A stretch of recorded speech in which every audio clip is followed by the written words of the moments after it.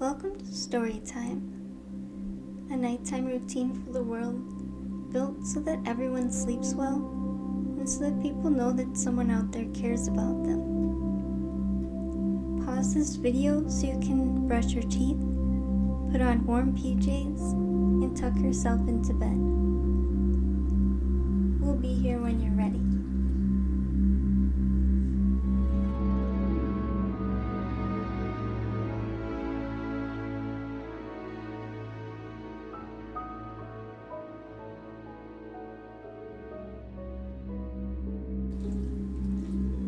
Nash, it's time for your cookie.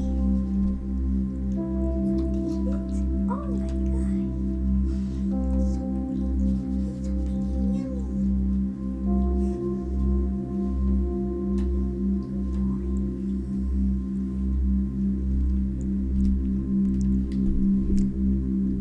Tonight we'll be reading The Violet Valley by Kelsie Kiley.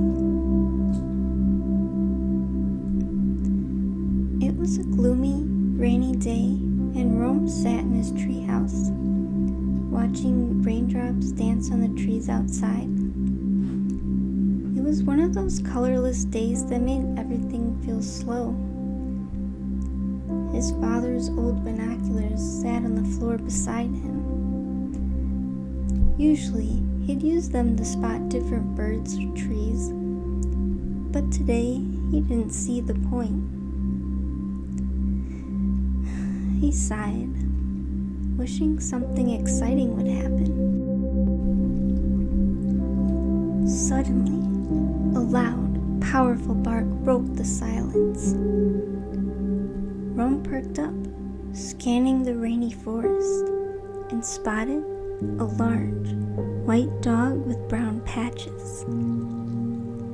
It stood still, gazing straight at him. Rome blinked, unsure what to make of the creature. This dog was bigger than any dog he had ever seen. He ducked down, and when he gathered the strength to peek back up, the dog was almost at the base of the treehouse. Rome's heart beat faster. Who was this mysterious dog? Why was it watching him? He took a deep breath and looked out the window once more. Suddenly, the dog's demeanor changed. Its tail wagged excitedly. It barked a joyful sound that echoed through the rainy air, almost as if inviting him on an adventure. Without quite knowing why, Rome threw his father's binoculars into his red bag, climbed down the ladder, and approached the dog. It barked again, nudging him gently before trotting towards the woods, stopping every few feet to make sure Rome was following.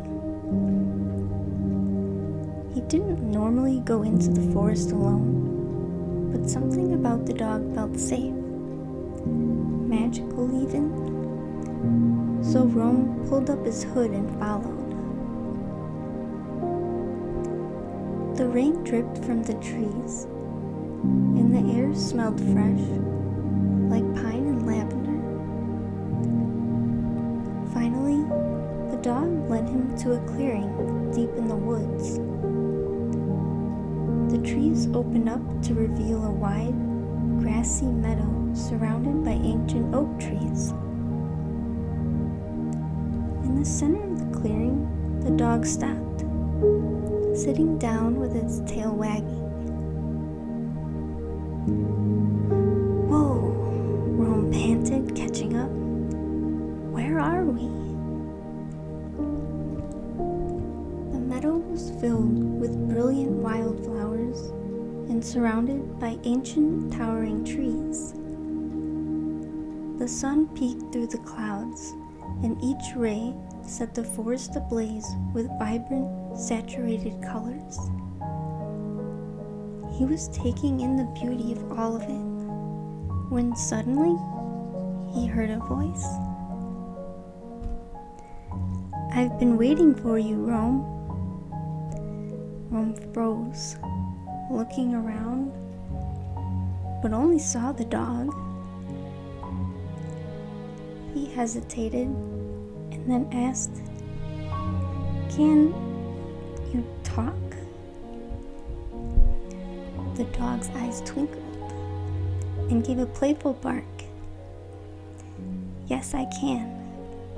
My name is Alden," it replied. Rome blinked, speechless. Alden looked serious now and continued, "I come from the heart of the forest, the Violet Valley. It's a magical place where all creatures live in harmony. But something terrible has happened. The great tree at the center of the valley is sick. Without it, the whole forest will die. I believe you're the one who can save us." "Me? But why me?" Rome asked, unsure if this was a dream.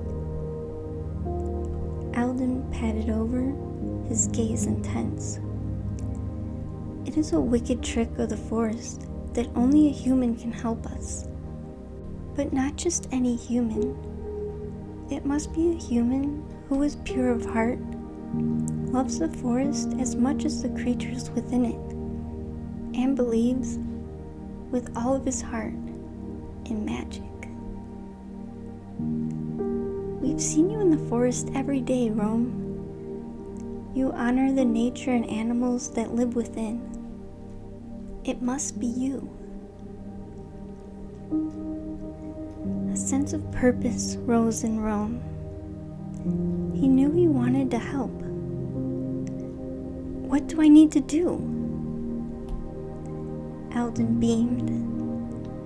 "There's a cure, a special flower hidden deep in the enchanted woods. Only humans who believe can see it." Rome nodded, ready to accept the task. Alden led him into the enchanted woods, but upon arrival, Rome took in the vastness of the forest. How could he ever spot a single flower in this sea of forestry? And then, Rome's gaze dropped to his red bag, and he thought of his binoculars. Maybe these will help? He lifted them to his eyes. At first, he saw only trees, and more trees, thick and tall and swaying. But then he caught a glimpse of something strange. A faint glow, deep within a thicket of wild ferns and ancient moss. Rome's heart skipped. "Alden, I think I see it." They rushed towards the glow, weaving through branches and ducking under vines. Finally, in a small clearing, he found the glowing flower, its colors shimmering in shades of violet, silver, and blue. Rome gently dug around the bloom, which pulsed with warmth like a heartbeat. He lifted the flower into the air, roots and all. "Is this it?" he asked, his voice hushed with awe. Alden's tail wagged joyfully. "Yes, that's the cure. Let's take it to the great tree."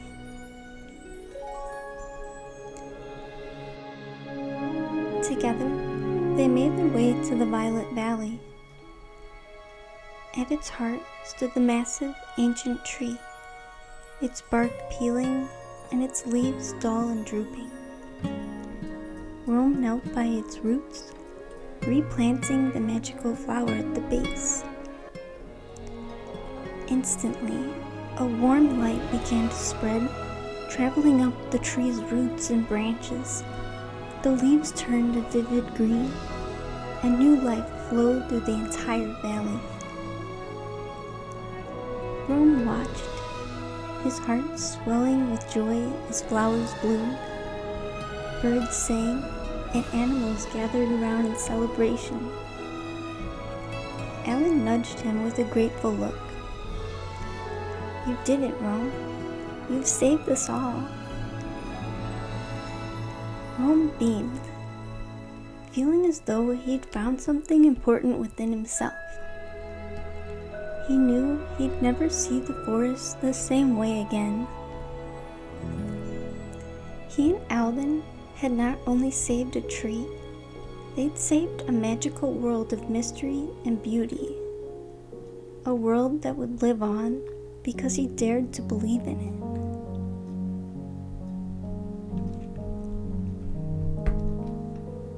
The end. Thank you for listening to the story tonight. Nash and I really hope that you sleep well and that you have sweet dreams. Good night.